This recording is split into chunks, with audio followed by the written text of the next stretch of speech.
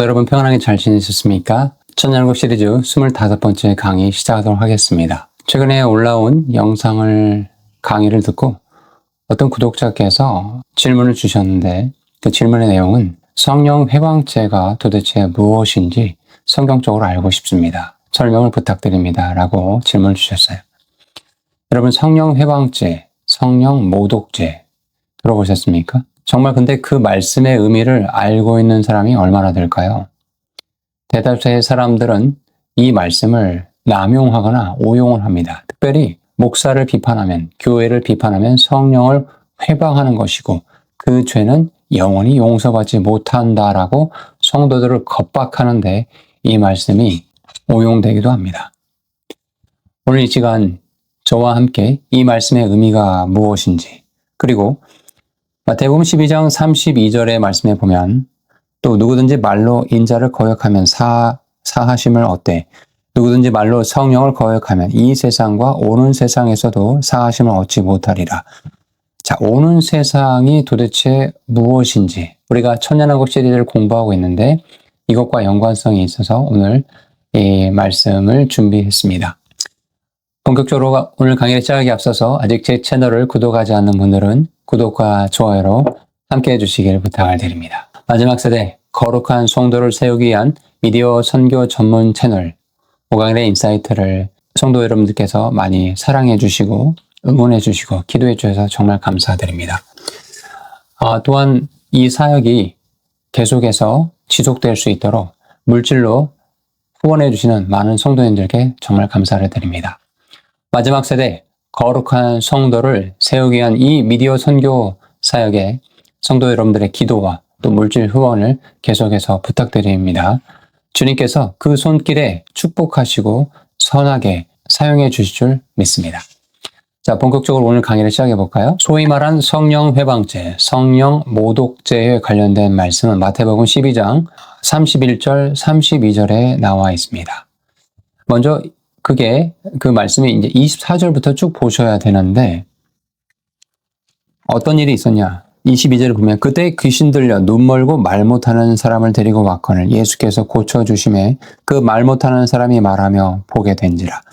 우리가 다 놀라 이르되 이는 다윗의 자손이 아니냐 하니, 여러분 잘 들으십시오.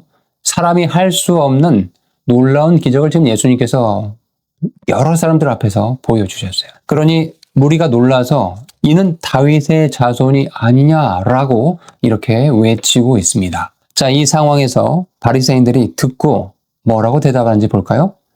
이르되 이가 귀신의 왕 바알세불을 힘입지 않고는 귀신을 쫓아내지 못하느니라 하거늘, 이렇게 예수님께서 하신 일에 대해서 이것은 성령의 역사가 아니라 귀신의 왕 바알, 마귀들의 왕 바알세불에 의해서 이루어진 것이다 라고 아주 폄하해 버리는 그런 발언을 바리새인들이 하고 있는 것이죠.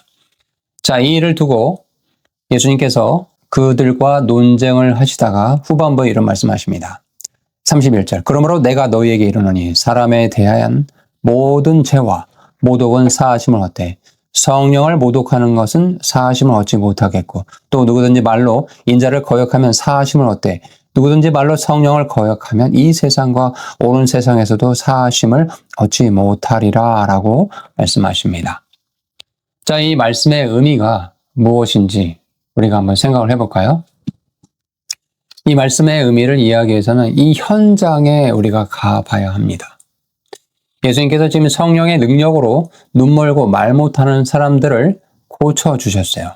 사람들이 그것을 보고 다윗의 자손이 아니면 이 일을 할 수 없다라고 이렇게 외칩니다. 자, 바로 그때 바리새인들이 누굽니까? 율법의 전문가이자 메시아 예언의 학자들이죠. 또한 그들도 자기의 두 눈으로 예수님께 행하시는 이적을 봤던 자들입니다. 그런데 이 모든 것을 다 알고 봤음에도 불구하고 이렇게 평가를 내려버려요. 바알세불, 귀신의 왕이 한 짓이다. 여러분, 이것이 바로 성령 회방죄인 것입니다. 무지한 자의 실언이 아니라 명백한 성령의 역사를 알고 보면서 고의적으로 그것을 사탄의 작품이라고 평가해버리는 행위. 바로 이것이 성령 회방죄인 것입니다. 자, 이 바리새인들이 말하는 이 내용이 어떠한 문제점이 있는지를 제가 세 가지를 들어서 말씀을 드릴게요. 이 소위 말하는 성령 회방죄를 지은 바리새인들의 세 가지 문제점이 있는데, 첫 번째는 충분한 빚. 즉, 그들은 몰라서가 아닙니다.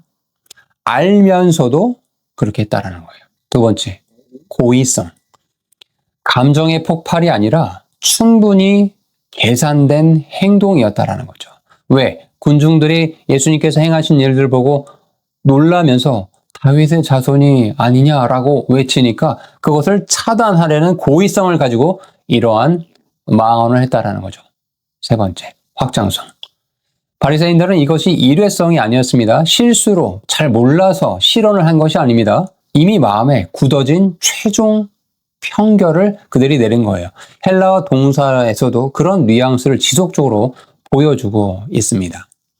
즉, 이 죄는 입에서 튀어나오는 그 한마디가 아니라 빛을 어둠이라고 부르기로 이미 그들의 마음속에서 확정된 상태라는 것을 성경이 분명하게 말씀하고 있습니다.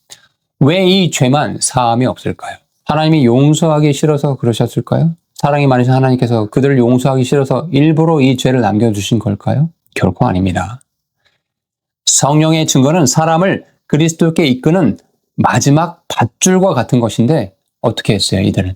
그 밧줄을 이거 사탄이 하는 짓이다라고 하면서 자기들 스스로 끊어버린 거예요. 하나님께서는 그러한 그 악한 자들의 자유의지조차도, 그들의 판단조차도 존중해 주십니다. 성령께서 예수님께로 올 수 있는 그 마지막 통로의 역할을 하고 계시는데 자기들 스스로 그 길을 차단해버리고 그 생명줄을 끊어버렸으니 용서를 하나님께서 해주고 싶어도 해줄 수가 없는 그런 상황이 된 것이죠. 자, 중요한 대목이 있는데 마태복음 12장 32절에 이런 말씀을 해서 예수님께서 누구든지 말로 인자를 거역하면 사하심을 얻는다. 여러분, 이 말씀에 실제 사례가 되는 인물이 있어요. 누군지 알겠습니까? 예, 바로 베드로예요.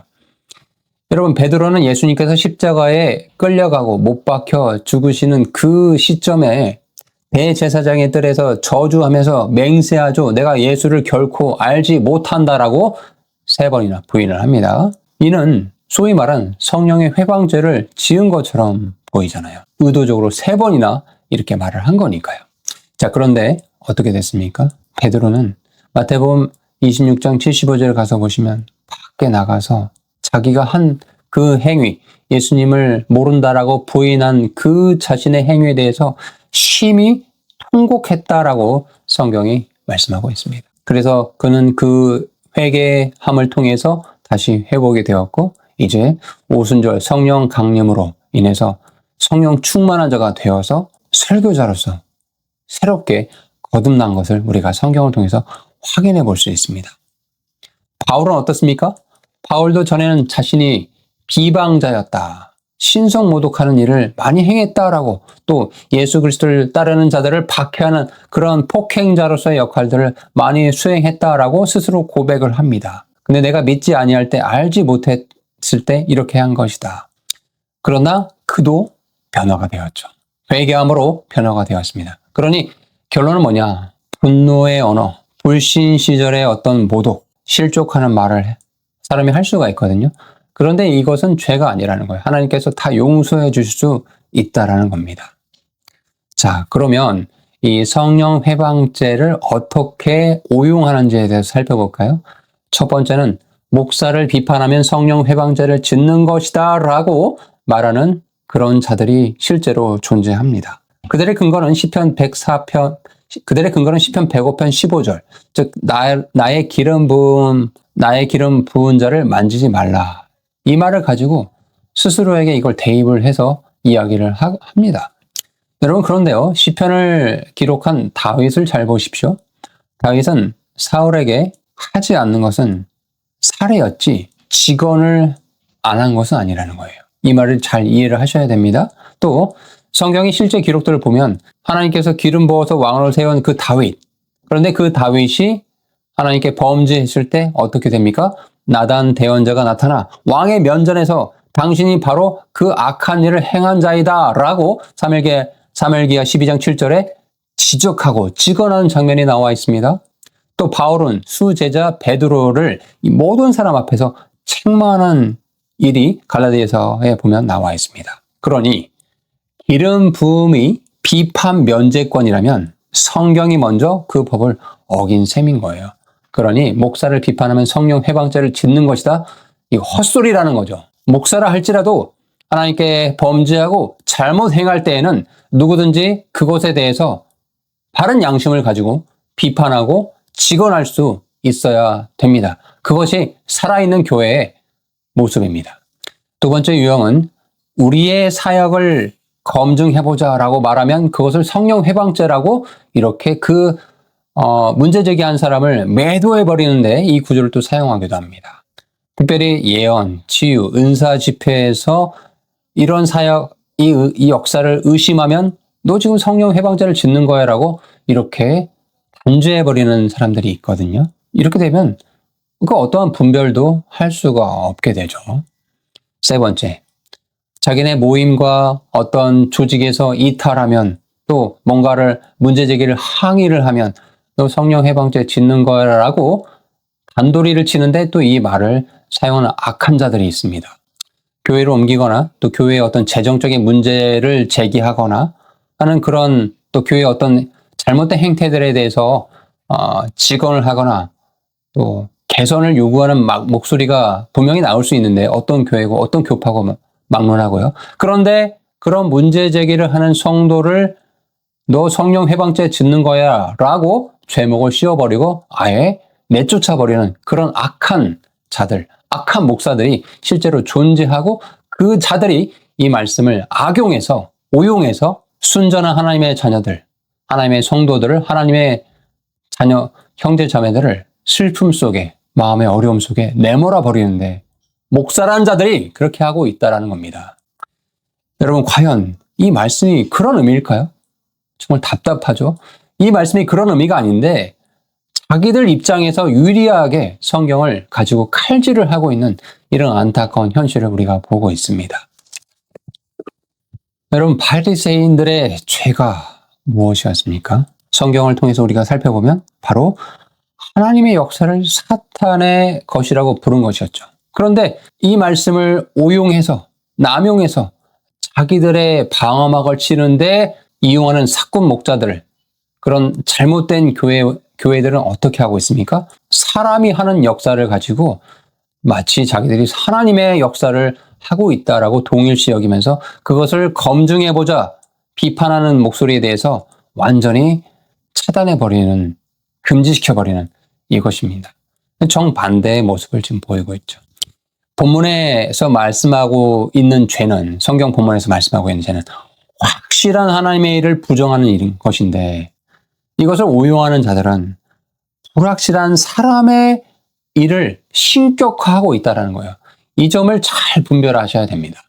성경은요, 영들을 분별하라, 범사의 모든 것을 헤아려라 이렇게 이야기하고 있어요. 심지어 사도 바울의 설교조차 성경을 통해서 검증해보라라고 베레아 사람들의 이야기를 또 성경에서 기록해주고 있다는 것을 여러분 잘 아실 겁니다. 자, 이처럼 사도 바울의 말조차도 검증을 받는데 어찌 목사의 사역은 검증의 대상이 아닙니까? 목사가 무슨 신격화된 존재입니까? 그렇지 않죠. 이 말씀을 들으면서 깨달음이 있으시길 바라요. 자, 그러면 교회사를 통해서 이 말씀은 어떻게 해석이 되었는가?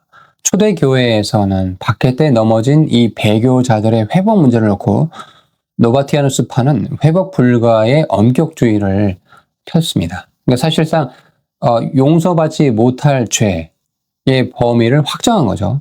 교회는 이를 거부했습니다. 왜? 회개하는 자에게는 그 누구에게도 닫힌 문이 되어서 안 되기 때문에 은혜의 문을 좁히려는 시도는 이단 목록에 올랐지 정통이 된 적이 없습니다. 두 번째, 어거스틴은 이 죄를 최후까지 불회개, 즉 죽을 때까지 성령의 부르심을 거절하는 완고함이라고 그는 이렇게 정의를 내렸습니다. 그러니까 다시 말하면 한마디 말이 아니라 평생을 통해서 계속해서 거절하는 그 행위라고 그렇게 정의를 내리기도 했습니다. 중세에는 이 본문이 고해 제도와 결합해 공포의 도구로 쓰이는 시기도 있었습니다. 이것이 이제 오늘날 교회들이 남용하는 그런 원형이 되기도 하지요. 그리고 종교개혁자들은 칼빈은 알면서 고의로 빛을 대적하는 행위라고 본문을 정의를 했고, 루터는 이 공포로 찾아온 이들에게 반복해서 상담을 해줬습니다. 그 죄를 지은 자는 상담실에 오지 않는다. 이게 뭔 말입니까? 회개하고자 하는 자에게는 누구나 회개의 길이 열려있다는 얘기를 루터도 하고 있었다는 거죠.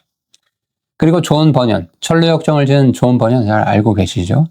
이 사람조차도 스스로 자신이 수년간 나는 성령 해방죄를 지었다, 팔렸다 라는 이 속삭임에 스스로 짓눌려 있었거든요. 그런데 그 괴로움에서 그를 건져낸 것은 감정이 아니라 약속의 말씀이었어요. 요한복음 6장 37절에 내게로 온 자는 결단코 내가 내쫓지 아니하리라 라는 이 말씀으로 그는 그 공포의 터널에서 통과하여 역사상 가장 위대한 신앙 고전인 천로역정을 기록한 것입니다. 자, 교회사의 결론을 우리가 한 줄로 요약을 해보면 이 죄는 실언, 의심, 과거의 어떤 하나님을 대적하고 모독했던 행위들, 인간의 연약함으로 했던 것들, 이런 것들을 가지고 하나님께서 너 용서 못한다고 하신 게 아니라는 거예요. 성령의 증거를 최후까지 정말 끝까지 이거 사탄이 하는 짓이다라고 그렇게 매도해버리고 비아냥거리고 조롱해버리는 그 자들에게 대해서 확정되어서 말씀하고 있다는 겁니다. 스펄전도요, 재미있는 말을 했어요. 그 죄를, 성령 해방죄를 지었을까 걱정하고 염려하는 사람은 사실 그 죄를 짓지 않았다라고 이렇게 역설적으로 이야기를 하기도 했었습니다.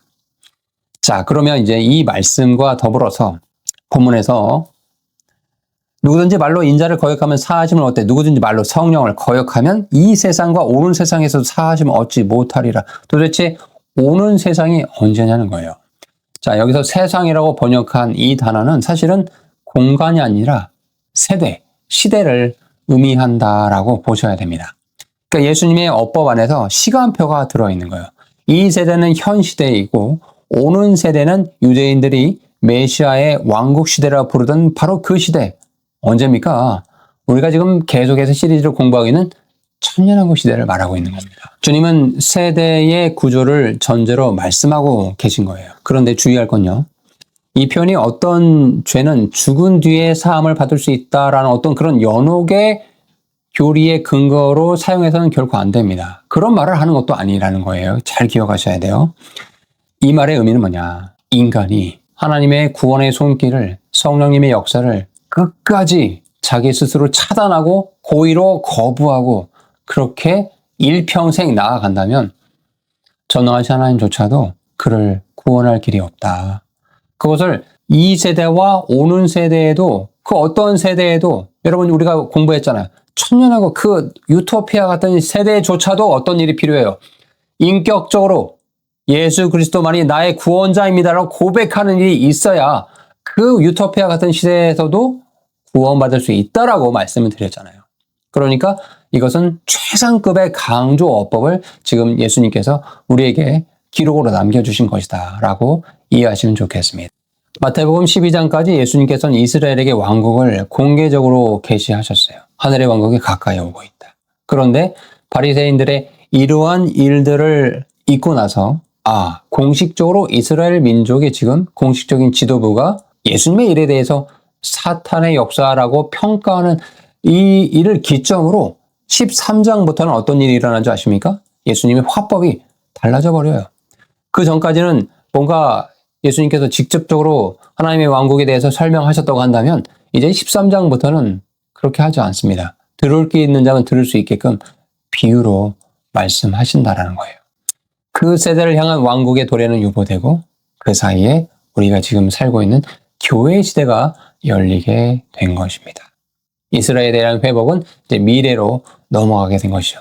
로마서 11장 25, 26절을 참고해 보시기 바랍니다. 오늘 이 말씀을 정리하면서 혹시 내가 성령 해방죄를 짓고 있는 것이 아닐까라고 두려워하고 걱정하신 분들이 계실까봐 제가 그 괴로워하는 분들에게 확실한 진단법을 말씀드릴게요. 첫 번째, 혹시 내가 그 죄를 지을까봐 두려워서 잠 못 들고 하는 그런 마음이 있으십니까? 여러분, 역설적이게도 그런 마음이 여러분 마음에 있다고 한다면 그 죄를 짓지 않았다라는 가장 확실한 증거입니다. 왜 그러냐고요? 본문의 말씀에서 잘 보면 이 죄의 본질은 성령의 증거를 최후까지 거절하기로 굳어진 완고한 마음이거든요. 그런데 내가 하나님께 죄를 지었을까 걱정하고 슬퍼하는 그 마음, 하나님을 잃어버릴까 두려워하는 그 마음, 용서를 갈망하는 그 마음, 여러분 이것이 어떻게 가능할까요? 역설적이게도 여러분 마음 가운데 성령님께서 지금 일하시고 계시다라는 증거예요. 회개의 마음을 불러일으켜주고 계시다라는 그런 증거라는 겁니다. 요한복음 16장 8절에 성령께서 죄에 대해서 책망하신다고 하셨잖아요. 성령이 떠난 마음에는 이런 두려움, 걱정, 염려하지 않습니다. 바리새인들을 잘 보십시오. 자기들이 예수님의 그 기적과 놀라운 역사를 다 보고 알고 있음에도 불구하고 고의적으로 너 사탄이 하는 짓을 하고 있구나라고 이렇게 맹비난했음에도 불구하고 보통 사람 같으면요. 예수님 앞에 그런 말을 했을 때 얼마나 두렵겠어요. 하고 나서도. 그런데 어떻습니까? 바리새인들은 회개했다는 말을 들어보셨습니까? 오히려 떵떵거리면서 끝까지 예수님을 십자가에 못 박으려고 온갖 수단과 방법을 다 동원하지 않습니까? 그러니 성령 해방죄를 내가 지었을까 걱정하는 분들 걱정 내려놓으십시오. 자, 이해가 되시죠? 여러분들이 바리새인 같이 행동하고 있는 게 아니지 않습니까? 혹여 바리새인 같이 행하고 있는 분들이 있다면 정말 회개해야 됩니다. 하나님답게 예수님을 나의 구원자로 받아들이지 못하고 비아냥거리고 조롱하고 조소하고 있는 모습을 여러분 일평생 끝까지 지속하고 있다? 창조주 하나님도 여러분의 영혼을 구원할 수가 없어요. 그 마음을 버려야 돼요. 하나님 앞에 납작 엎드려야 됩니다. 주님의 십자가 앞에 은혜의 보좌 앞에 나와야 됩니다. 하면 내게 오는 자는 내가 결단코 내쫓지 아니하리라 라는 요한복음 6장 27절의 예수님의 약속의 말씀이 내 것이 되는 거예요. 할렐루야. 정리합시다. 성령 해방자는 인간의 연약함에서 나오는 실언이나 의심, 과거의 어떤 모독, 또 심지어 우리가 교회 생활을 하다가 교회가 행하는 일들, 목사가 행하는 일들에 대해서 이것은 아닌 것 같은데 라고 비판할 수도 있고 조언을 할 수도 있고 권면을 할 수도 있는데 그걸 가지고 사꾼 목자들이 너 성령 해방자 짓는다 라고 겁박한 그것 때문에 혹시 스스로 내가 정말 성령 해방자를 지은 게 아닌가라고 걱정하고 있는 분들이 계시다고 한다면 다 내려놓으십시오. 전혀 그런 게 아니니까요. 다 내려놓으시기 바랍니다.